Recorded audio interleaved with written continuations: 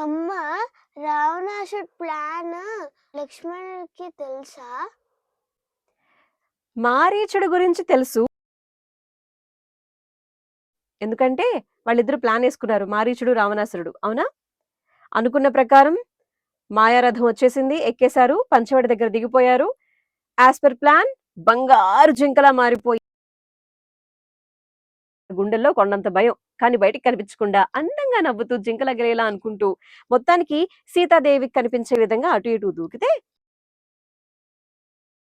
నాకు కావాలి అని అడిగినప్పుడే లక్ష్మణ స్వామి చెప్పారట, వదినమ్మా ఇది మామూలు జింక కాదు, మారీచు జింక, మీరు మోసపోకండి అంటే, లేదు నాకు కావాల్సిందే అని చెప్పి మొండిపట్టు పట్టారంట.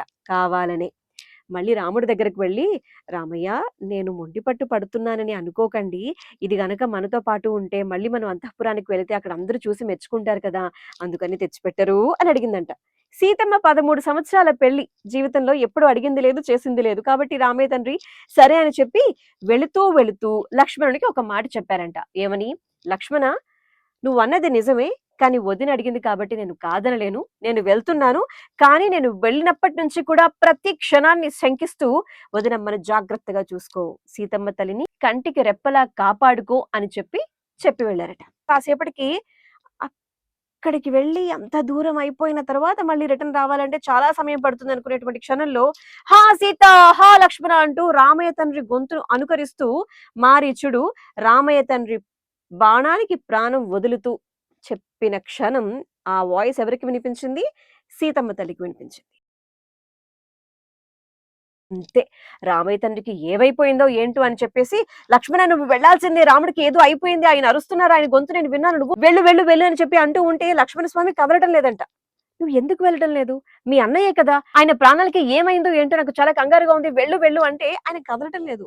మా అన్నయ్యకి ఏమీ కాదు అమ్మా, నాకు తెలుసు మా అన్నయ్య గురించి, అదంతా మారీచుడి మాయ, మీరు మీరు ఇంకేం శంకించకండి అని చెప్పి అంటే, లక్ష్మణ స్వామిని సీతమ్మ తల్లి శంకించి అక్కడి నుంచి వెళ్ళేలాగా మొత్తానికి చేస్తారు.